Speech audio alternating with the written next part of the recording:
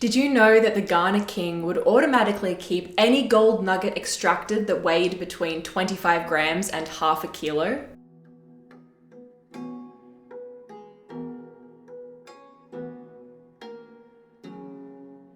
Hello and welcome to World History Encyclopedia.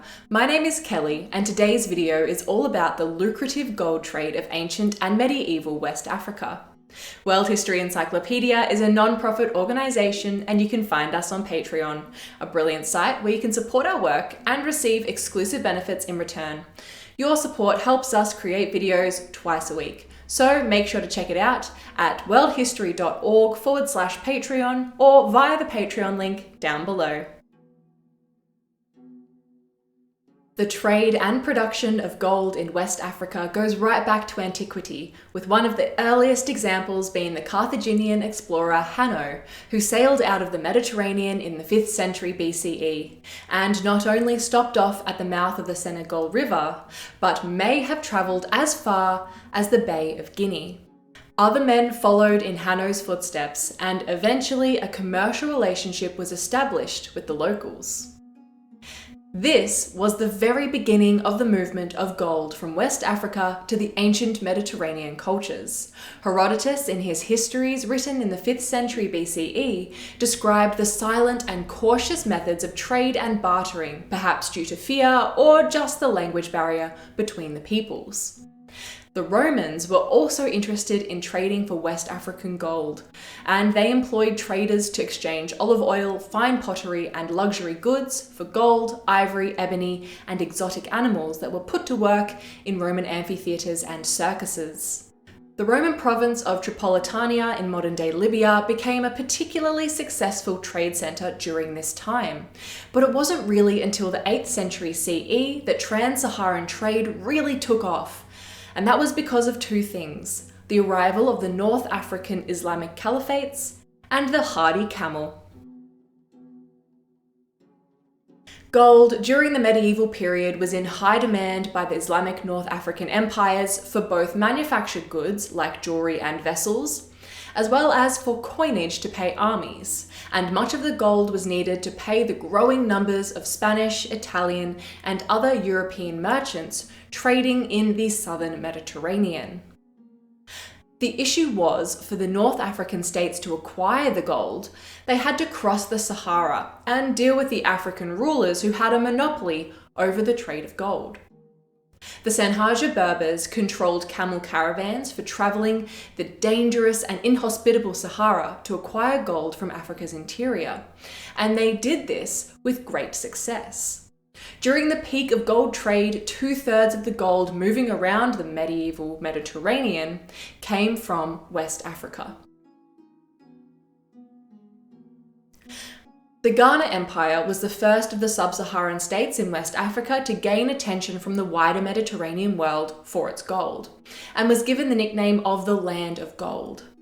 The raw material was found in alluvial deposits and from mine shafts, typically only a couple of meters deep, but the metal was not refined, although high in purity, and so it was melted down and cast into bars to make its transport easier. Gold was in high demand, and it was most commonly traded for salt. Salt was so sought after for meat preservation and to add to food for flavour that it became literally worth its weight in gold, being traded pound for pound. Although there is no evidence for the passage of gold being taxed by the Kingdom of Ghana, the metal was very closely monitored by the Ghana kings. Any nugget of gold that weighed between 25 grams and half a kilo immediately became the king's property, and he added it to his great gold nugget stockpile kept in the palace complex. This was probably a strategy to avoid following the market with the materials, and so to maintain the value of gold dust. Gold in large chunks was also associated with magic, and since the king was regarded as the supreme magician of the indigenous African religion, this was another reason for the king to keep the larger pieces. The king monopolizing all of the substantial nuggets meant that gold was more often than not traded in the form of dust between traders and the people of the Ghana kingdom. After the Ghana kingdom came the Mali Empire that gained access to new gold fields on the Black Volta and in the Akan forest, and they became even wealthier than their predecessors. Mali probably exacted gold as tribute from the southern states that had access to the gold, rather than controlling the regions directly. The most famous ruler of the Mali was Mansa Musa I, who, while on a pilgrimage to Mecca, spent and gave away so much of his gold during a stop-off in Cairo that the value of the gold dinar in the city crashed by 20%. It took 12 years for the flooded gold market to recover. It's not all that surprising then that, despite keeping the exact source of his gold a closely guarded secret, Mansa Musa I became known far and wide as the richest man in the world, an honorific challenged by modern-day scholars. After Timbuktu was taken by Musa, stories grew of the fabled city that was paved with gold in the heart of Africa, and these tales tantalized explorers and adventurers for the next 4 centuries. After the Mali came the Songhai Empire, who followed in the footsteps of their wealthy predecessors. They continued to trade sub-Saharan commodities and extracted tribute from tribes they had conquered, and eventually established the largest and richest empire that had yet been seen in West Africa. All did not go well for the Songhai Empire though. In 1471 CE, a Portuguese fleet sailed around the Atlantic coast of Africa, and near the gold fields of southern West Africa, they established a trading presence. In addition to the Portuguese setting up shop, other kingdoms arose to compete with the Songhai for a share in the gold trade, including the Bornu Empire, Hausaland, and the Kingdom of Benin. The Portuguese ships regularly sailed down the coast of Africa, and it offered the people of West Africa a middleman-free alternative to the trans-Saharan caravan routes. The Portuguese were also pretty keen to get their hands on gold, since they needed it to pay Asian merchants, who weren't all that interested in exchanging goods in kind.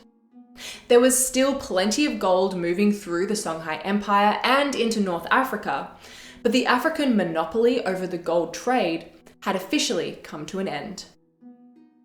Gold was continuously exploited after the medieval period, but the gold of West Africa eventually became dwarfed by the gold extracted from the Inca and Aztec civilizations, in particular upon European expansion into the Americas. When you think of gold, who in history or mythology do you think of?